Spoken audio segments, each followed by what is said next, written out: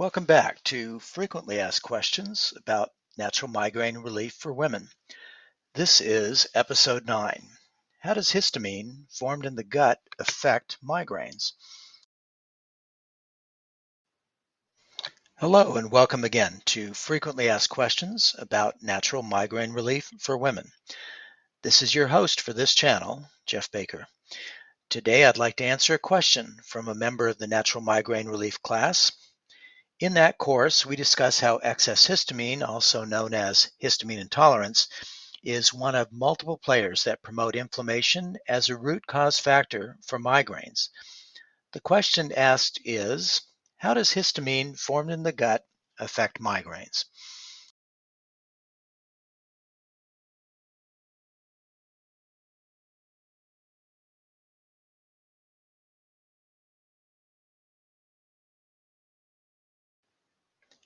Excess histamine promotes vasodilation and neuroinflammation, which can be underlying factors in migraine headaches. Please see my list at the end of this article to review general histamine excess symptoms.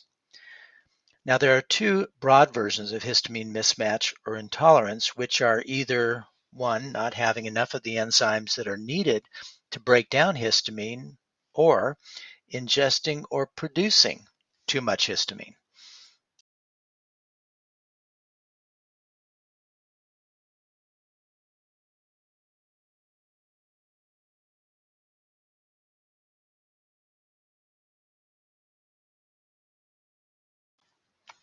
In the Natural Migraine Relief course, we talked about how to augment the histamine clearing enzymes and also how to minimize the foods that provide excess histamine. Now let's go to a third element, which is how the gut can contribute to a histamine imbalance. There are two main factors at play here. One, histamine enters the gut from food or is made by bacteria in the gut. And two, the DAO enzyme, which breaks down histamine, is made in the small bowel lining.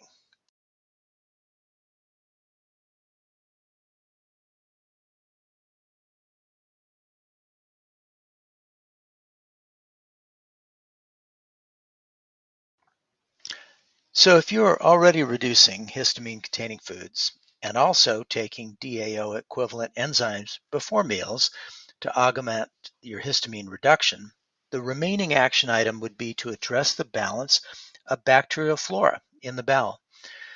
Some probiotic bacterial strains enhance histamine levels and some reduce it. You could be taking a histamine-enhancing probiotic that is not a good mix for your histamine imbalance. Some species that can raise histamine levels and trigger migraines, and that migraineurs should avoid or minimize, include the following probiotic strains. The lactobacillus group, including the fermentum, delbrueckii, bulgaricus, and casei strains.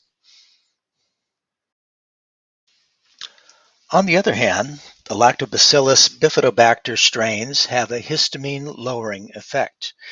You may want to focus on a probiotic support that features the bifido group. Now, you can spend $40 to $50 a month for the best blends, but there are cost-efficient versions like the Happy Microbiome Stress Support Probiotic or Dr. Langer's Ultimate 16-Strain Probiotic with FOS, both made by Swanson's, in the roughly $8 per month range that will get the job done in most cases.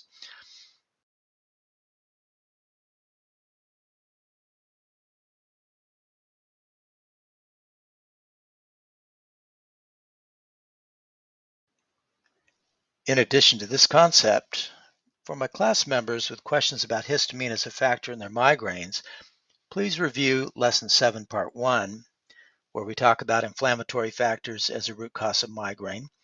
And also within the Migraine Action Plan, take a look at page 12 for numbers 140, 141, and 142, page 16 for item number 172, page 20 for items 206 through 210, and page 21 for number 228.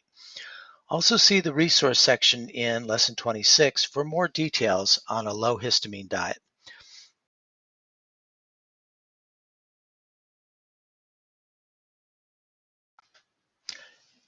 If If you're not a class member, I'd like to introduce the Natural Migraine Relief for Women course with its unique Migraine Action Plan tool to help you assess the potential overlap of over 60 health conditions and medical comorbidities while directing you to which of the more than 90 specific non-drug intervention options might be most applicable to your migraine story.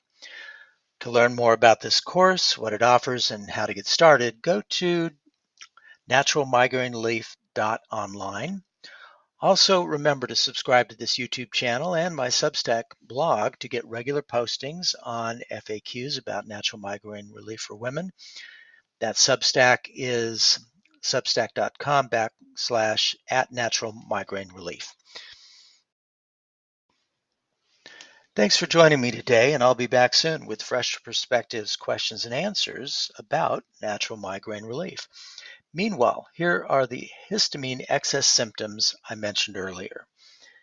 They would include flushing, sudden shifts in body temperature, which certainly can be potentially worse around menopause, sudden excessive sweating, hives, rashes, swelling, itchy skin, or eczema, a racing heart or having palpitations, and women with histamine excess are more prone to migraines and menstrual cramps.